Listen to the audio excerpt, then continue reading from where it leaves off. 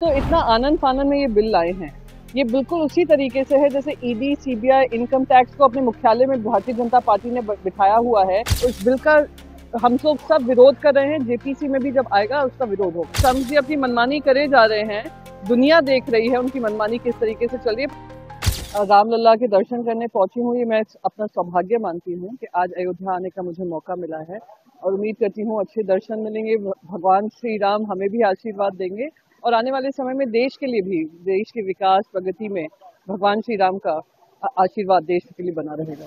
Ma'am, गृह मंत्री ने 3 विधेयक इसको लेकर काफी चर्चाएं हैं। एक तो इतना आनंद फानन में ये बिल लाए हैं, ये बिल्कुल उसी तरीके से है जैसे ईडी, सीबीआई, इनकम टैक्स को अपने मुख्यालय में भारतीय जनता पार्टी ने बिठाया हुआ है, जिसके चलते हेमंत सोरेन जी हो, अरविंद केजरीवाल जी हो, संजय सिंह जी हो, संजय राउत जी हो, विपक्ष पे जो उन्होंने ईडी आईटी का कहर मचाया है, उसी को और आगे बढ़ाने के लिए, अपना कार्यक्रम बढ़ाने के लिए इन्होंने ये कार्रवाई की है। आरोप सिद्ध ना होकर भी किसी को इस्तीफा देना पड़े, ये अपनी एक रणनीति बना रहे हैं कैसे अपनी सरकारें बनाएं और बिगाड़ें। तो ये शर्मनाक है और इस बिल पे व्यापक चर्चा होनी चाहिए। उस बिल का हम लोग सब विरोध कर रहे हैं। जेपीसी में भी जब आएगा उसका विरोध होगा। आज संसद का आखिरी दिन था। विधानसभा लोकसभा अध्यक्ष ने कहा कि 120 घंटे चर्चा होनी थी, लेकिन नहीं हो पाया, तो हम लोग नहीं हासिल कर सके। इससे कई सवालों के जवाब नहीं हो सकते। उन्होंने कहा जनता और देश का नुकसान होता है। ये देश का नुकसान जो हो रहा है उसकी जिम्मेदार अगर कोई है तो भारतीय जनता पार्टी की सरकार है। पार्लियामेंट्री अफेयर्स मिनिस्टर की जवाबदेही है और जिम्मेदारी भी है कि सदन चलना चाहिए।